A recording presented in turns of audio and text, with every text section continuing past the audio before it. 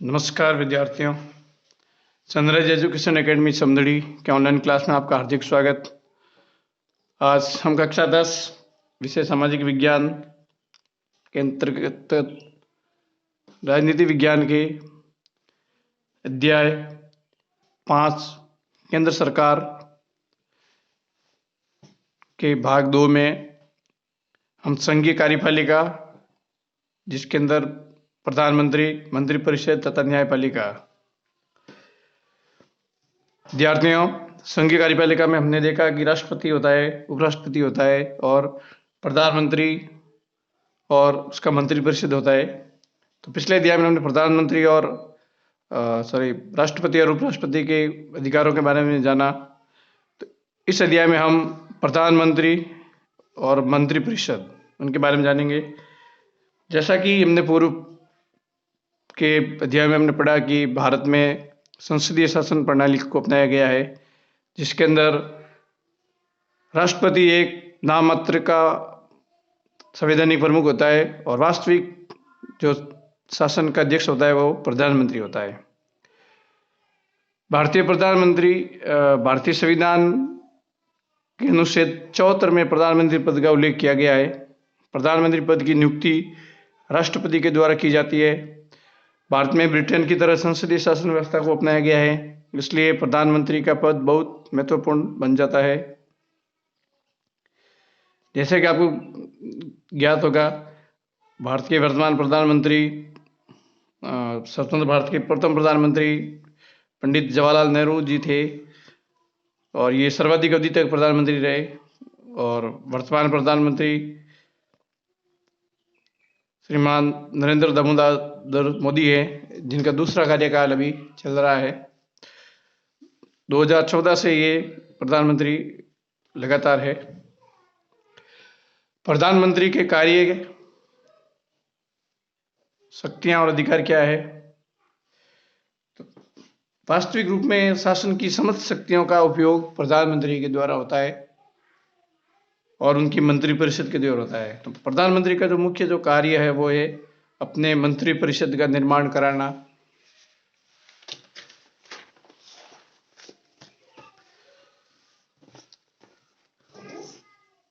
और दूसरा कार्य था मंत्रियों की विभागों में बंटवारा करना। किस मंत्री को कौन सा विभाग देना है, उसमें फेरबदल करने का काम भी प्रधानमंत्री का है। मंत्रिपरिषद के कार्य का संचालन करना, जब भी मंत्रिपरिषद की बैठक होती है तो उसकी अध्यक्षता प्रधानमंत्री करता है। शासन के विभिन्न विभागों में समन्वय स्थापित करना। लोकसभा का नेता, प्रधानमंत्री लोकसभा का नेता होता है और लोकसभा के बहुमत से ही वो अपने पद पे रहता है। राष्ट्रपति तथा मंत्रिमंडल के बीच संबंध स्थापित करता। राष्ट्रपति और मंत्रिमंडल के बीच एक सेतु का काम करता है, वो प्रधानमंत्री है।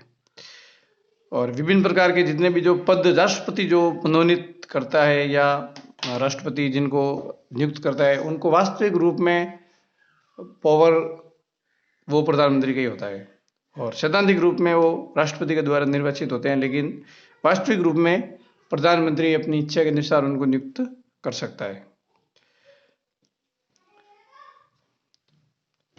मंत्रिपरिषद यानी प्रधानमंत्री के जो मंत्रिमंडल के जो सदस्य होते हैं उनको बोलते हैं मंत्रिपरिषद। मूल संविधान के अनुच्छेद 74 में उपबंधित है कि राष्ट्रपति को उनके कार्यों के समन्वय संपादन के लिए और परामर्श देने के लिए मंत्रिपरिषद होगी, जिसका प्रधानमंत्री मुखिया होगा। और मंत्रिमंडल का आकार कितना होना चाहिए? वर्तमान के हम देखें तो 15% होना चाहिए। मंत्रिपरिषद का गठन कैसे होता है? भारतीय संविधान के अनुच्छेद 75 के अनुसार प्रधानमंत्री की नियुक्ति राष्ट्रपति द्वारा होगी तथा अन्य मंत्रियों की नियुक्ति राष्ट्रपति के द्वारा की जाएगी। प्रधानमंत्री के परामर्श से ही की जाएगी। मंत्रियों के लिए आवश्यक योग्यताएं। मंत्रिपरिषद का सदस्य बनने के लिए कानूनी रूप से दृष्टिकोण से आवश्यक है कि व्यक्ति संसद का सदस्य होना, निर्वाचित सदस्य हो। यदि कोई व्यक्ति मंत्री बनते समय संसद का सदस्य नहीं है तो उसे 6 माह के भीतर संसद का सदस्य बनना पड़ेगा। ऐसा न होने पर शीघ्र उसे पद छोड़ना पड़ेगा।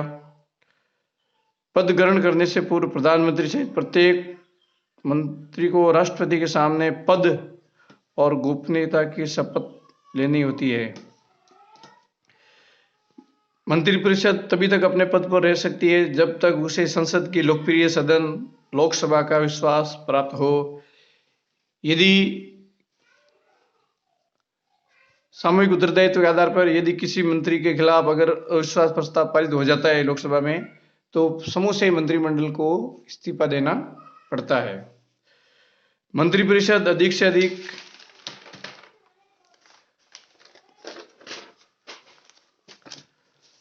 लोकसभा के कार्यकाल तक, जो कि सामान्यतः 5 वर्ष का होता है, वहां तक अपने पद पे रह सकती है। और जैसे ही लोकसभा भंग होती है तो समूचा मंत्रिमंडल भंग हो जाता है। मंत्रियों की 3 श्रेणियां होती है: मंत्रिमंडल या कैबिनेट के सदस्य। ये मुख्य जो केंद्रीय मंत्री होते हैं वो इसमें होते हैं, जो नीतिगत फैसला लेते हैं। इनके अलावा राज्य मंत्री और उप मंत्री होते हैं। कैबिनेट के मंत्री मंत्रिमंडल कैबिनेट कहलाते हैं और ये अति महत्वपूर्ण मंत्री होते हैं और इनके पास में अति महत्वपूर्ण विभाग होते हैं, जैसे वित्त है, रेल है, विदेश है। मंत्रिमंडल की शक्तियां संविधान के अनुच्छेद 74 में कहा गया है कि मंत्रिपरिषद राष्ट्रपति को उनके कार्यों के संपादन में सहायता और परामर्श देगी। वास्तव में राष्ट्रपति की समस्त शक्तियों का उपयोग मंत्रिमंडल द्वारा ही किया जाता है और इसे भारत का शासन व्यवस्था का हृदय भी कहा जाता है।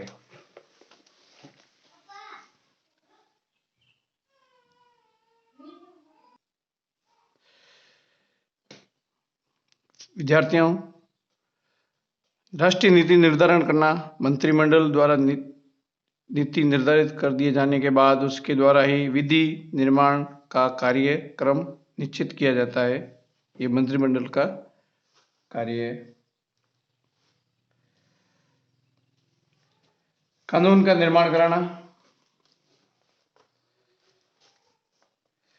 संसदीय व्यवस्था होने के कारण मंत्रिमंडल का कार्य क्षेत्र नीति निर्धारण तक की सीमित नहीं है, वरन इसके द्वारा कानून के निर्माण में का कार्य का भी नेतृत्व किया जाता है। मंत्रिमंडल द्वारा नीति निर्धारित किए जाने के बाद उसके द्वारा विधि निर्माण का कार्यक्रम निश्चित किया जाता है। राष्ट्रीय कार्यपालिका पर नियंत्रण, सर्वोच्च नियंत्रण। सैद्धांतिक दृष्टि से संघ सरकार की समस्त कार्यपालिका शक्ति राष्ट्रपति के हाथों में होती है, लेकिन व्यवहार में इस प्रकार की समस्त कार्यपालिका शक्ति का उपयोग मंत्रिमंडल के द्वारा किया जाता है।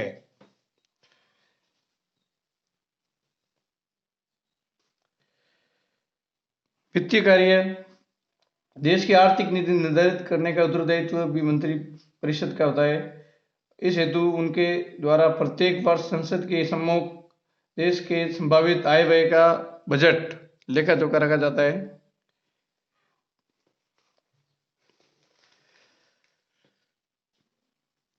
बजट मंत्रिमंडल द्वारा निर्धारित नीति के अनुसार वही वित्त मंत्री तैयार करता है और वही उसे लोकसभा में प्रस्तुत करता है। अन्य समस्त धन विधेयकों को भी मंत्रिमंडल ही लोकसभा में प्रस्तुत करता है। वैदेशिक संबंधों का संचालन, भारत के वैदेशिक संबंधों का संचालन का काम भी किया जाता है, मंत्रिमंडल के द्वारा ही किया जाता है।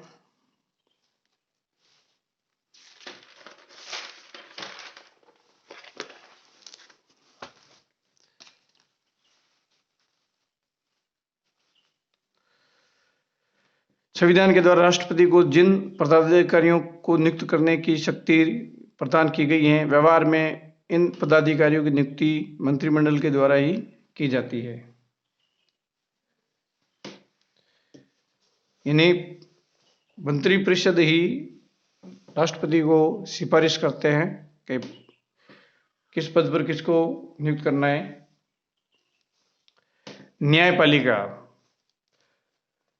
मूल रूप में सर्वोच्च न्यायालय के लिए एक मुख्य न्यायाधीश तथा 7 अन्य न्यायाधीशों की व्यवस्था की गई थी।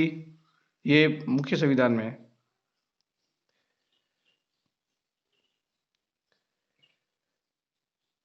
और संविधान के द्वारा सर्वोच्च न्यायालय के न्यायाधीशों की संख्या, सर्वोच्च न्यायालय का क्षेत्राधिकार, न्यायाधीशों के वेतन या सेवा शर्तें संबंध निश्चित करने का अधिकार संसद को दिया गया था। 2008 में मुख्य न्यायाधीश सहित न्यायाधीशों की संख्या 31 कर दी गई है। एक मुख्य न्यायाधीश और 31 अन्य 30 अन्य न्यायाधीश, टोटल 31।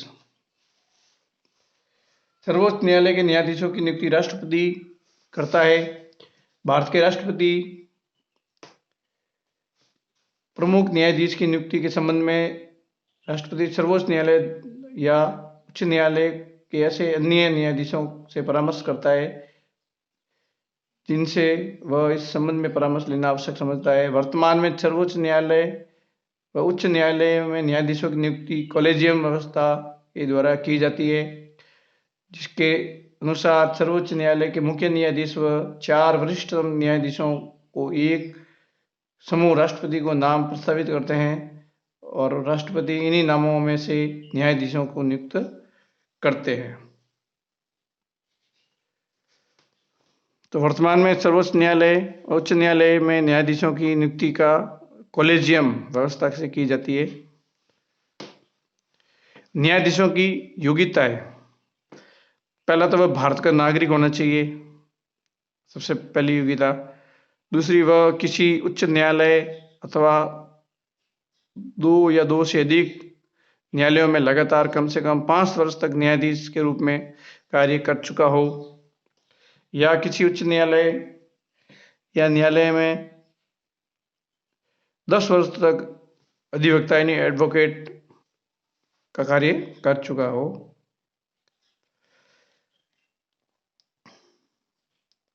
राष्ट्रपति की दृष्टि में कानून का उच्च कोटि का ज्ञाता हो, ऐसे व्यक्तियों की नियुक्ति, न्यायाधीशों की नियुक्ति की जाती है।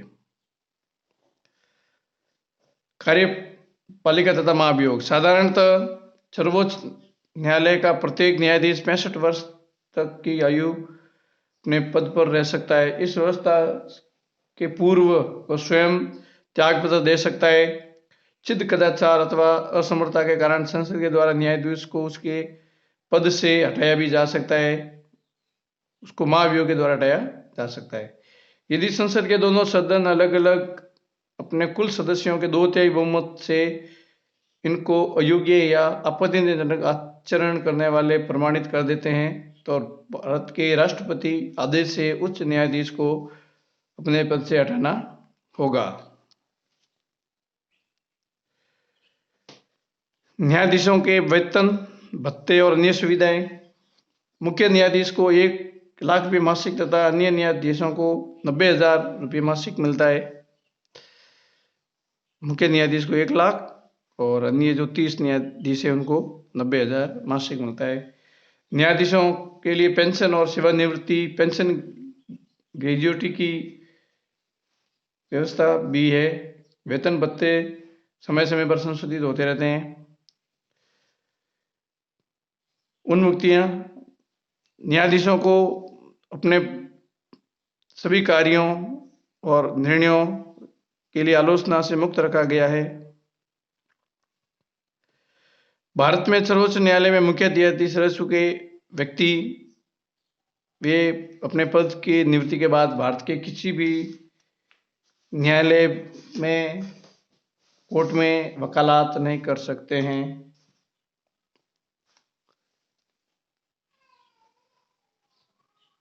सर्वोच्च न्यायालय के क्षेत्राधिकार और क्या है, शक्तियाँ क्या है, क्या उनके कार्य है। भारतीय संविधान के द्वारा सर्वोच्च न्यायालय को बहुत अधिक व्यापक रूप में क्षेत्राधिकार प्रदान किया गया है, जिसका अध्ययन निम्नलिखित कार्यों में होता है। प्रारंभिक क्षेत्राधिकार, जिसके अंदर दो भाग है इनके। एक प्रारंभिक एकमेव क्षेत्राधिकार। प्रारंभिक एकमेव क्षेत्राधिकार का आशय उन विवादों से है जिनकी सुनवाई केवल भारत के सर्वोच्च न्यायालय के द्वारा ही की जाती है, अन्य न्यायालय नहीं कर सकते हैं। सर्वोच्च न्यायालय के प्रारंभिक एकमेव क्षेत्राधिकार के अंतर्गत कौन कौन से विषय आते हैं, जैसे भारत सरकार या एक से अधिक राज्यों के बीच विवाद, भारत सरकार, संघ का कोई राज्य या राज्यों या एक से अधिक राज्यों के बीच का विवाद, जैसे कावेरी नदी का विवाद हुआ था। दो से अधिक राज्यों के बीच संवैधानिक विषयों के संबंध में उत्पन्न कोई विवाद है, तो ऐसे विवादों का निपटारा सिर्फ सर्वोच्च न्यायालय कर सकता है। प्रारंभिक समवर्ती क्षेत्राधिकार, संविधान द्वारा प्रदत्त मौलिक अधिकारों को लागू करने के संबंध में सर्वोच्च न्यायालय के साथ साथ उच्च न्यायालय को भी ये अधिकार प्रदान किया गया है। अतः मौलिक अधिकारों के उल्लंघन से संबंधित जो विवाद है वे चाहे तो पहले किसी राज्य के उच्च न्यायालय में और चाहे तो सीधे सर्वोच्च न्यायालय में उपस्थित किए जा सकते हैं। अपीलीय क्षेत्राधिकार, ये भारत का अंतिम अपीलीय न्यायालय है।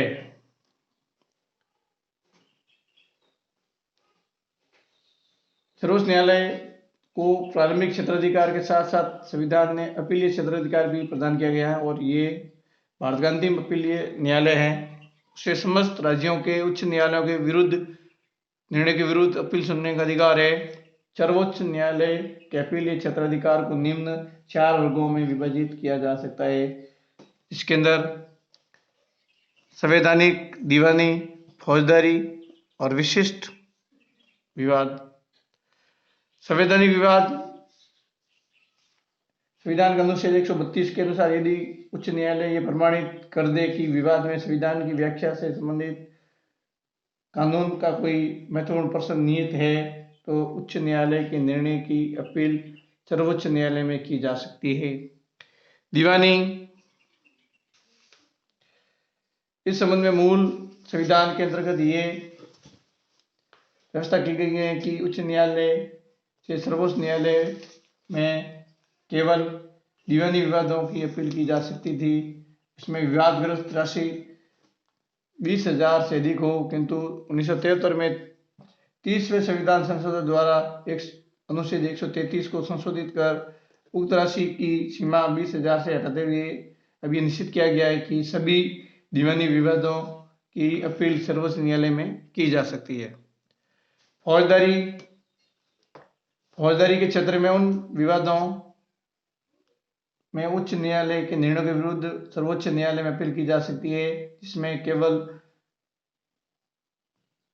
जिसमें एक उच्च न्यायालय के नीचे न्यायालय के ऐसे किसी निर्णय को रद्द करके अभियुक्त को मृत्युदंड दे दिया गया हो, जिसमें नीचे के न्यायालय ने अभियुक्त को अपराध मुक्त कर दिया था, या उच्च न्यायालय ने नीचे के न्यायालय में चल रहे किसी विवाद को अपने यहाँ लेकर अभियुक्त को मृत्युदंड दे दिया हो।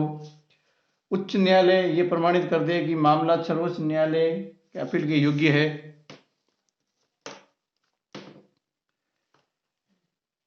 विशिष्ट कार्य, कुछ ऐसे मामले हो सकते हैं जो उपयुक्त श्रेणी में नहीं आते हैं लेकिन जिनमें सर्वोच्च न्यायालय का हस्तक्षेप आवश्यक हो सकता है। अनुच्छेद 135 के अनुसार सर्वोच्च न्यायालय को यह अधिकार दिया गया है कि सैनिक न्यायालय को छोड़कर वो भारत के किसी अन्य न्यायालय या न्यायाधिकरण ट्रिब्यूनल के निर्णय के विरुद्ध अपील कर सकते हैं।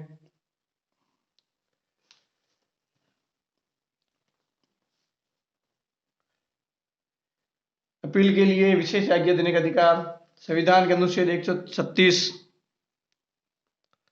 के अनुसार न्यायालय को स्वयं भी ये अधिकार प्राप्त है कि वह सैनिक न्यायालयों को छोड़कर भारत के किसी भी न्यायालय या न्यायाधिकरण के निर्णय के विरुद्ध अपने अपील की अनुमति दे सकता है। परामर्श संबंधी क्षेत्राधिकार संविधान ने सर्वोच्च न्यायालय को परामर्श संबंधी क्षेत्राधिकार भी प्रदान किया गया है। अनुच्छेद 143 के अनुसार यदि किसी समय राष्ट्रपति को प्रतीत हो कि विधि या तथ्य कोई ऐसा प्रश्न पैदा हो जो कि संविधान का महत्व का है, वह उस पर सर्वोच्च न्यायालय का परामर्श मांग सकता है। न्यायालय के परामर्श को स्वीकार या अस्वीकार करना राष्ट्रपति के विवेक पर निर्भर करता है। अभिलेख न्यायालय अनुच्छेद 129 सर्वोच्च न्यायालय को अभिलेख न्यायालय का स्थान प्रदान करता है। अभिलेख न्यायालय के दो आशय है कि प्रथम, इस न्यायालय के निर्णय सब जगह साक्ष्य के रूप में स्वीकार किए जाएंगे और उन्हें किसी भी न्यायालय में प्रस्तुत किए जाने पर उसकी प्रामाणिकता के विषय में प्रश्न उठाया नहीं जाएगा। द्वितीय, इस न्यायालय के द्वारा न्यायालय अवमानना कंटेम्प्ट ऑफ कोर्ट के लिए भी किसी भी प्रकार का दंड दिया जा सकता है। मौलिक अधिकारों का रक्षक सर्वोच्च न्यायालय मौलिक अधिकारों को लागू करने के लिए अधिकार परीक्षा और उत्प्रेषण के लेख जारी कर सकता है, जैसे बंदी प्रत्यक्षीकरण, परमादेश, प्रतिषेध, अधिकार परीक्षा और उत्प्रेषण के लेख जारी कर सकता है। संविधान संरक्षण यानी न्यायिक पुनरावलोकन की शक्ति, जस्टिस रिव्यू, जुडिशियल रिव्यू भी कर सकता है। संविधान के अनुसार सर्वोच्च न्यायालय को संविधान के संरक्षण का भी कार्य प्रदान किया गया है, जिसका अर्थ यह है कि सर्वोच्च न्यायालय को कानूनों की वैधानिकता की जांच करने की शक्ति प्राप्त है। अनुच्छेद 131 और अनुच्छेद 132 सर्वोच्च न्यायालय को संघीय तथा राज्य अधिकारों द्वारा निर्मित विधियों के पुनरावलोकन का अधिकार देता है। यदि संघीय संसद या राज्य विधानमंडल संविधान का अतिक्रमण करते हैं या मौलिक अधिकारों के विरुद्ध विधि का निर्माण करते हैं, तो संघीय संसद या राज्य विधानमंडल द्वारा निर्मित ऐसे विधि को सर्वोच्च न्यायालय असंवैधानिक घोषित कर सकता है। सर्वोच्च न्यायालय की इस शक्ति को न्यायिक पुनरावलोकन की शक्ति कहा जा सकता है।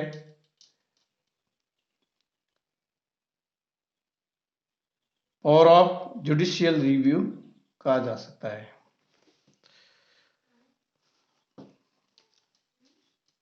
इस अध्याय के कुछ बिंदु है, इसमें वापस हम इसको एक रिवीजन कर सकते हैं।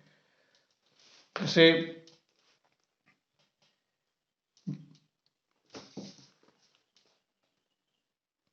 भारतीय संविधान में संघीय कार्यपालिका को संसद का नाम दिया गया है और संसद के 3 अंग हैं। राष्ट्रपति कार्यपालिका का प्रधान है और वह इसकी कानून निर्माण में भी इसकी भूमिका है। लोकसभा जो प्रथम सदन या निम्न सदन या लोकप्रिय सदन कहा जाता है। राज्यसभा जो द्वितीय सदन अर्थात उच्च सदन या वरिष्ठ सदन भी कहा जाता है।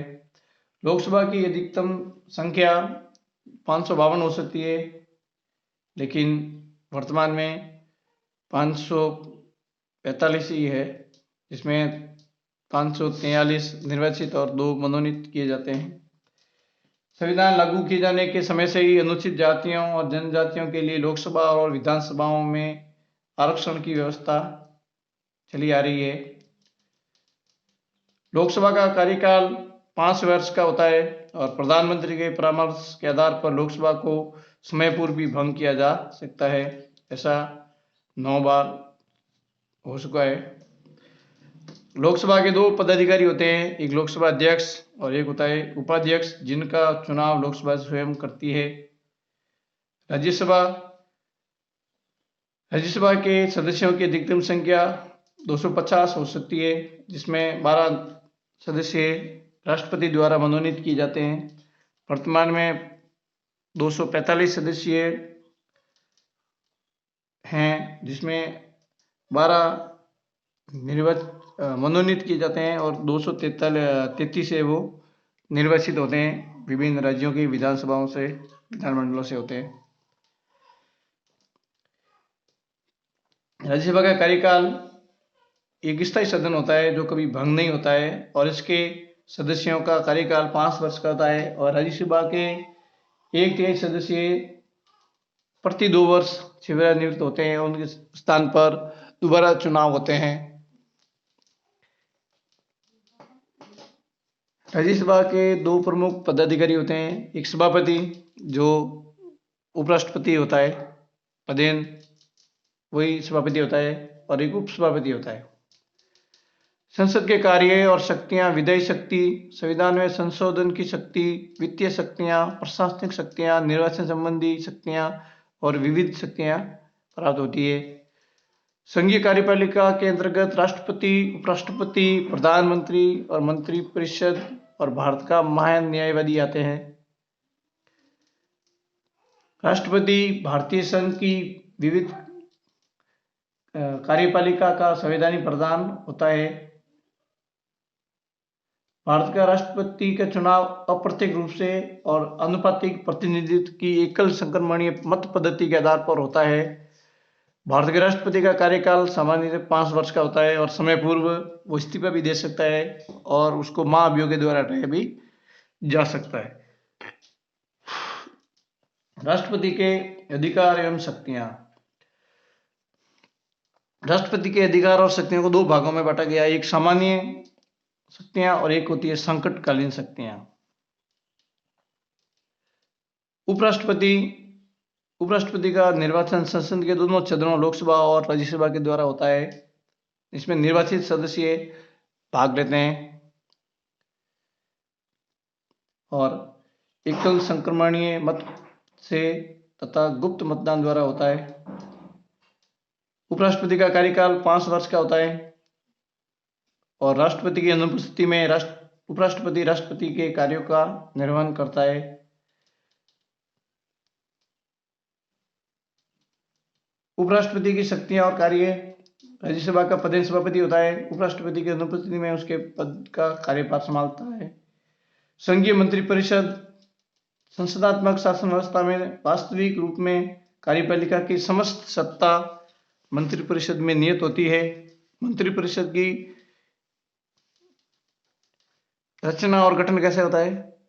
राष्ट्रपति द्वारा प्रधानमंत्री की नियुक्ति और प्रधानमंत्री द्वारा अन्य मंत्रियों के चयन, प्रधानमंत्री द्वारा मंत्रियों के कार्यों का विभाजन, उनको विभागों का बंटवारा करने का काम भी राष्ट्रपति प्रधानमंत्री की सलाह से करता है।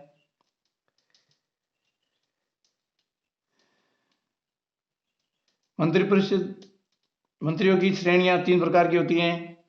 एक मंत्रिमंडल या उसको कैबिनेट भी बोलते हैं, और ये एक मुख्य चैम्बर कह सकते हैं हम, जिसमें मुख्य जो खास मंत्री होते हैं, विभिन्न जो प्रमुख विभाग होते हैं उनके सदस्य होते हैं।